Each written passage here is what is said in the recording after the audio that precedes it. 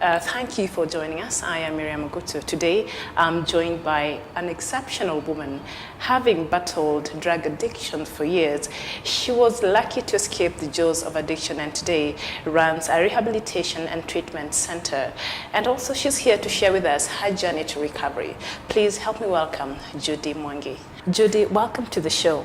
Thank you. So, could you describe to us your first experience with drugs?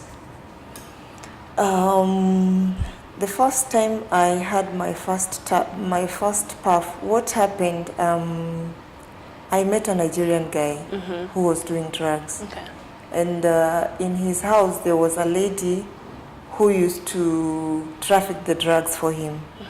So one day I came home and I was very tired, and I said, yesterday I didn't sleep well, and the lady told me, just have a puff. And you'll sleep so like a baby. So what was the puff? What was the puff? It was a herring, a puff of herring.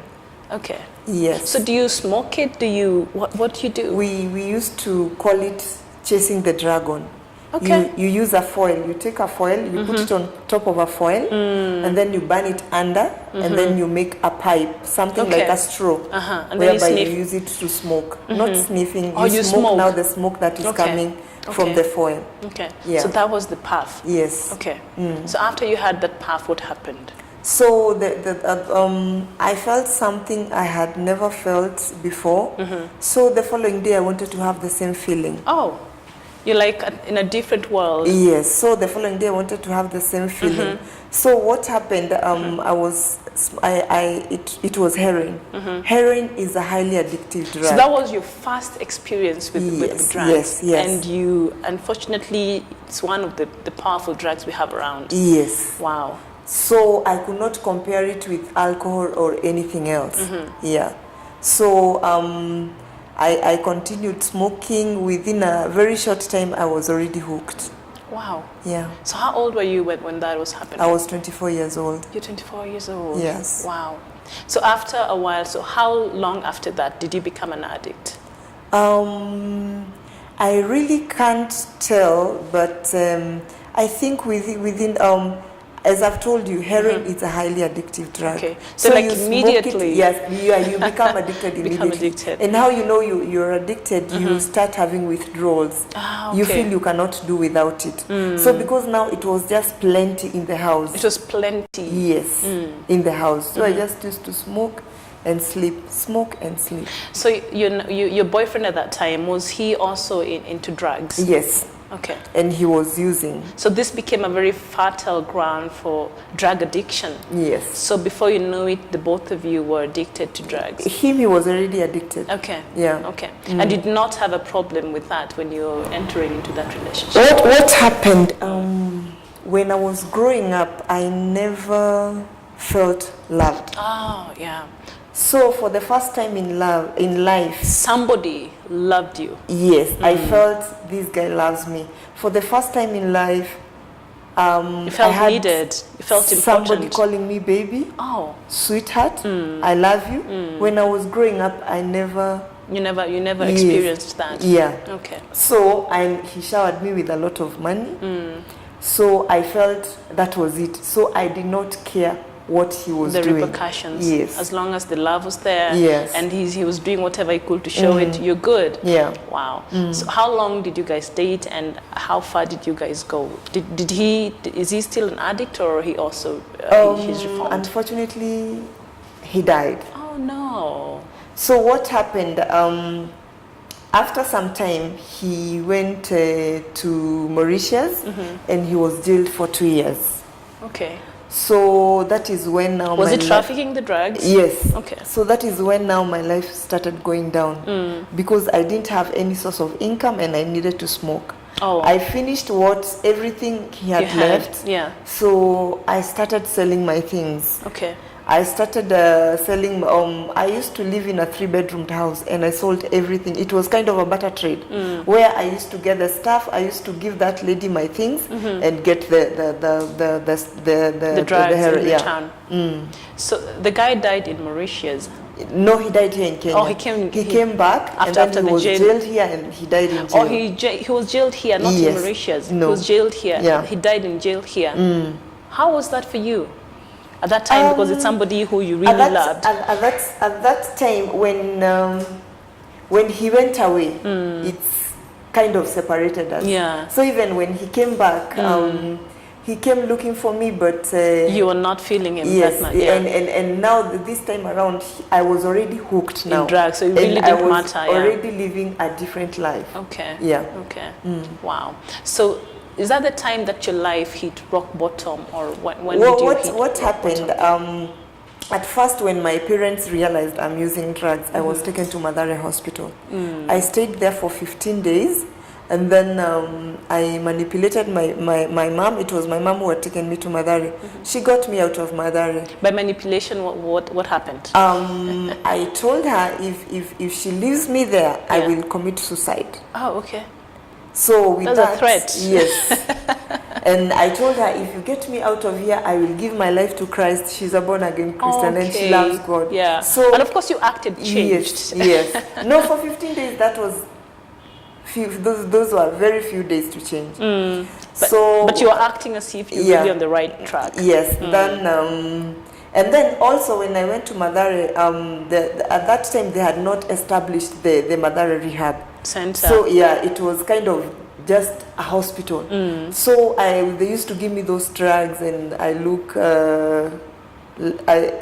drowsy. So and then there's a time she came and she brought me a Bible. She told me to write my name. I couldn't figure out how J is written.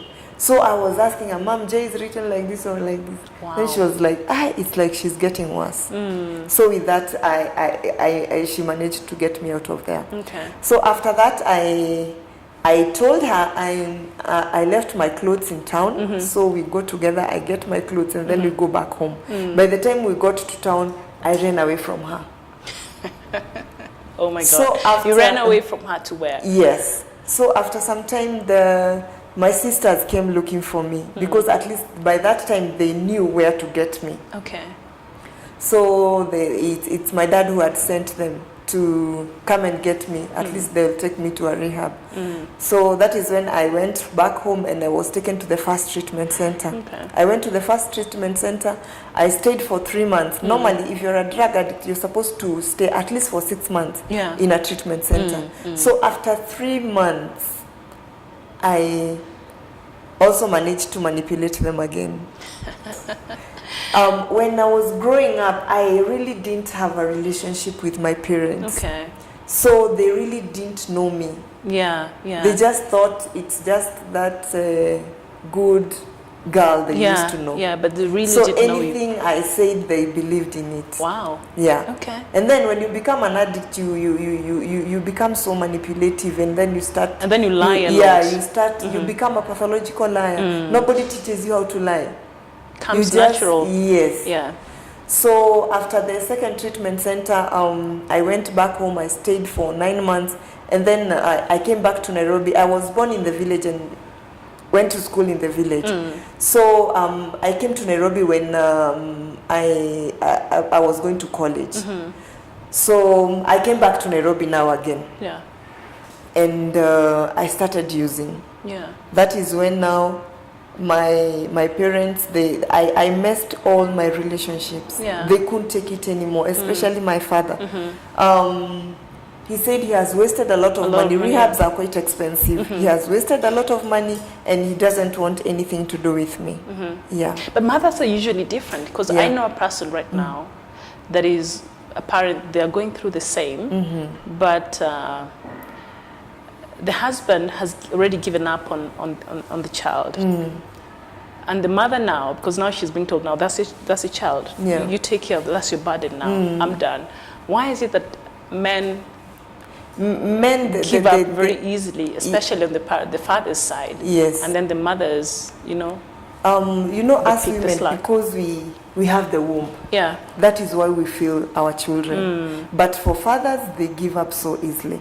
But this is their child too. As we have the womb. And the nurturing nature. Yeah. That is the difference. Yes, that's the difference. So uchungu wa mwana Usikia sana is the mother. It's the mother. Sio mzazi too. Yes. when the rubber meets the road, it's the mom. Yeah. Wow. So why is it that some people, you know, can use drugs and not necessarily become addicts, while others straight away become addicts? Or the first part of the people, they become like functional addicts. They can actually, they use drugs, but they can still seem to function in the other areas of their lives, and others are not able to function. What happens, addiction is a disease. It's like, let me give this example of sugar. When somebody is diabetic, you give them sugar, sugar is poison to them. If they're not diabetic, they take sugar, any amount of sugar, they're fine with that. Also, it applies to addiction. Anybody who has the disease of addiction, if they touch any mood-altering drug, they cannot survive. Any mood-altering drug? Yeah. Anything that will alter your moods, it is poison to them. Wow. Yeah. Okay. So when is the time that you hit rock bottom? That you decided, you know what, this life, I'm done? So that time I had messed all my relationships. I didn't have a place to sleep. I got to a point whereby my life went down, completely down the drain. I didn't have anywhere to go. I didn't have anywhere to steal anymore. You'd sold everything. I had sold. You traded actually everything. Yes, for the drugs. yes. I because I even started stealing from my friends. I started sleeping around. So obviously you didn't have friends anymore. Yes. So at that point, there's a day I didn't have a place to sleep. And where we used to sleep, we used to pay 50 shillings per night. Wow. And you share a bed with somebody. Okay. Was it a hostel or just a place? It was a hotel along, what is it called?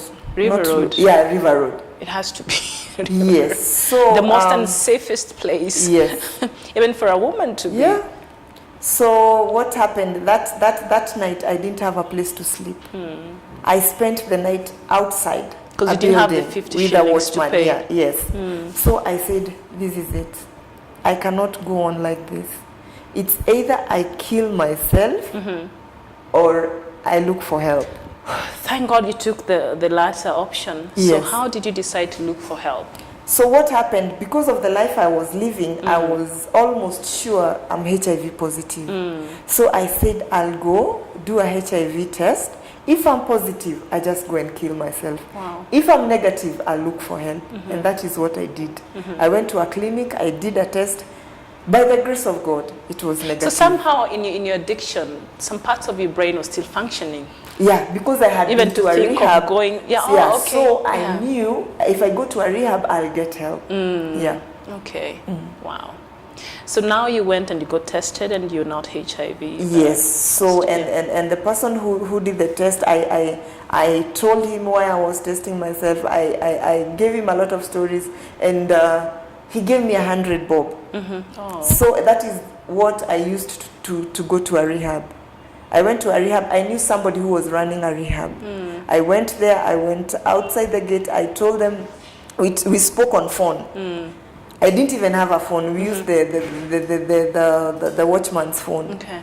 So I told him, if you don't let me in, I'll just stay here and die. Wow. By the grace of God, he allowed me in. He allowed you in. So I went there down for anything. I could do anything for my recovery. I had hit. You had had it? Yes. Wow. Okay. In case you're joining us, I'm speaking to Judy. She is a reformed drug addict, and we'll take a short break. And when we come back, she'll tell us more about the rehabilitation center they've started together with her husband. Don't go too far.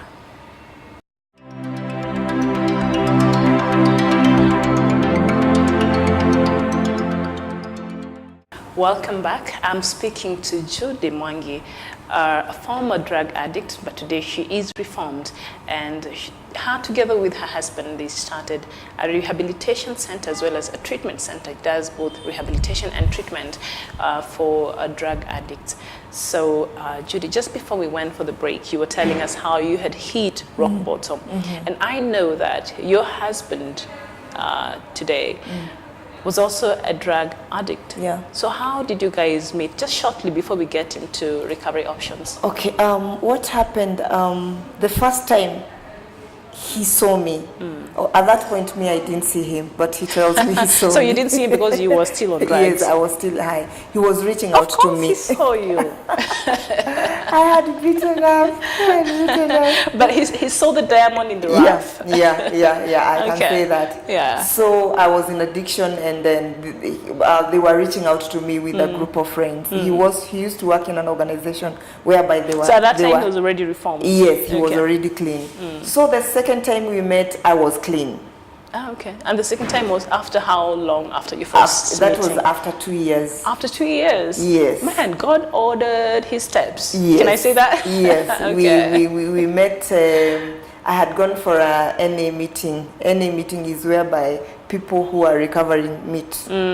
So that is the second time we met, and then now he started dating me. He dated me for 7 times. I bounced him for 7 times. Wow. Why? So the 8th time, I just used to despise him. I don't know why. Yeah. But after getting to him now, that is when that is when I knew he was a good guy. 7 times? 7 times. Akona bidi. And the 8th time, what happened the 8th time, he asked me, where are you? Okay, and where were you? He came to where I was. I was in town. Okay. He came to where I was. That is when now, I didn't give in immediately, but at least we met. Okay. Yeah. And today, of course, you're running the center. It's called Recovery Options. Yes. And why is Recovery Options important for you and your husband? Because now that is what we are living for. We really suffered in addiction, and in our society today, many people don't know about rehabs, and rehabs are quite expensive. So we sat down and we thought, if we can do what other people are doing, but at an affordable cost. Yeah. Okay. So, what do you like most about your work in the 5 years? You said you started the center 5 years. for 5 years. What I like most about what we do is when I see that client coming in, beaten down, with no hope. After 3 months, I see that person walking out of the center with the family, together, laughing, talking together. That is what satisfies me. Do you have like success stories? Yeah, we do. Someone that touched you? And we do. We do. There's a guy who was brought to us. He was brought by police. By police? Yes, because he was in denial. He had not accepted he has a problem. And was he a threat? No, he had not accepted he had a problem. So even when the parents were talking to him to go to a treatment center, he used to refuse. So he was brought in by the police? By force. By force, Yes. Okay. And now he's working in a bank. Wow. Yes. So how long did he stay at the treatment center? He stayed for center? 3 months. Oh, for 3 months? Yes. And he reformed, was fully yes, reformed? Yes. Normally for drug addicts, for alcoholics, the minimum time is 3 months, depending if you have other conditions. Yeah. But for drug addicts, it's from 4 months to 6 months, depending on how you're responding to the program. Ah, okay. Yes. So what happened the time in your life when you were most nervous about something?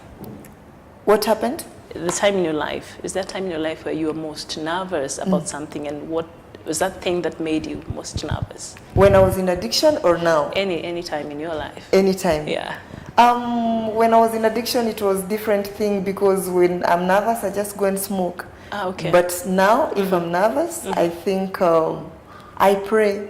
Oh, yeah. Yeah. Because she is a believer. Yes. Oh. Okay. So when you were little, of course, you had dreams and aspirations, and are you still looking forward to achieving the dreams you had as a child? And what did you want to be when you were younger? Oh, when I was growing up, I had an auntie. She was very, very rich. Oh, okay. And I love a rich auntie. Yes, I I used to admire her. Escaped there during school holidays. Yes, I used to go there. You can imagine I was born in the village, so I used to come to town when we close school. Yeah. And she was a staying-home mother. Ah, okay. And the husband used to take care of her. So when I was young, I was just telling myself, if I can get a husband like who will that. take care of me, I'll take care of my children. Yeah. That is what I just be home and be a mom. Yeah. Wow. But at a certain age now, that one faded away. Yeah. I wanted to be a beautician or a cosmetology, and that is what I did in school. Oh, okay. Yeah. So would you want to do that someday? Yeah, maybe. But although what I'm doing, it's more fulfilling. Yeah, it's more fulfilling. Yeah, you're right. So statistics have shown that, especially the youth from the middle class, they're more prone to use drugs more because one, they have the money, and two, it's available for whatever reason. Why do you think this is so? What happens with addiction? It depends. It can be because of availability, like lack of knowledge. Yeah. Mostly it's lack of knowledge. Yeah. And because sometimes people get into things without knowing what they are getting into. Yeah. Like you just needed something to calm you down. Yes. And before you know it, you're given something that you really... Yes. And then I was not assertive. Oh yeah, I was doing that to please this man. Yeah. Because I could do anything for him. Yeah. He loved you. Yeah. So you're going to lay his life for you. Yeah. Thank God Jesus already did that for us. Yes. Okay. So now, what have you learned from your experiences so far? Don't judge anybody. Even that person you see sleeping on the road, very high, don't judge them. Don't judge people. Because you don't know You their don't story. know where they're coming from. You don't know where they're going. You don't know where God is taking them. Don't judge them. Wow. Yeah. That is quite profound. What is one of the best advices anyone has ever given you? You just gave me one because there's a tweetable moment there. All right. When I was in the treatment center, the third one, I almost gave up. Okay. And there's this guy who told me, whatever I'm feeling, it's the only price I have to pay for my recovery. And I held on to that. I was almost... So what were you feeling? The withdrawals. It's too painful. When you're withdrawing, you're in a lot of pain. Physically or even emotionally? Physically, emotionally, everything. Yeah. Your whole body aches. Wow. You sweat and you feel cold at the same time. Okay. You yawn, your nose is running, you vomit and diarrhea at the same time. Wow. Those are heroin withdrawals, Okay. Yeah. So that's why most people are able to relapse. And that is why many people commit suicide when they are withdrawing. Okay. It's a very bad feeling. Yeah. So how do you treat people who for some reason are just annoying? For no reason? These kinds of people in the society, just annoying for no reason. How do you treat such people? On a lighter note now. On a lighter note, you just have to take them the way they are, and you accept the things you cannot change. Yeah. Wow. Okay. So how would you? What would you grab from your house if it was on fire? One thing that you would grab from your house. One thing I would grab from my house? Oh my God. What? If I could pull my shoe rack. Oh, your shoe rack? Yes. I thought I was the only person who was sick. No. I call them my babies. Like, don't touch them. Yeah. Investments. If I could grab that one. Okay. Yeah. We're many of us. Okay. Yeah. That's good. Because I talk about my shoes like they're like, I have a child. Yeah. But they are like number 2, and then maybe my phone and other things. Yeah. So, what are you most thankful about life? About life, I'm grateful for my husband. I have a wonderful, wonderful husband who doesn't judge me. He accepted me the way I was. He knows everything about me, and he accepted Wow. me. That is such a blessing. Yes. Not many people can say that.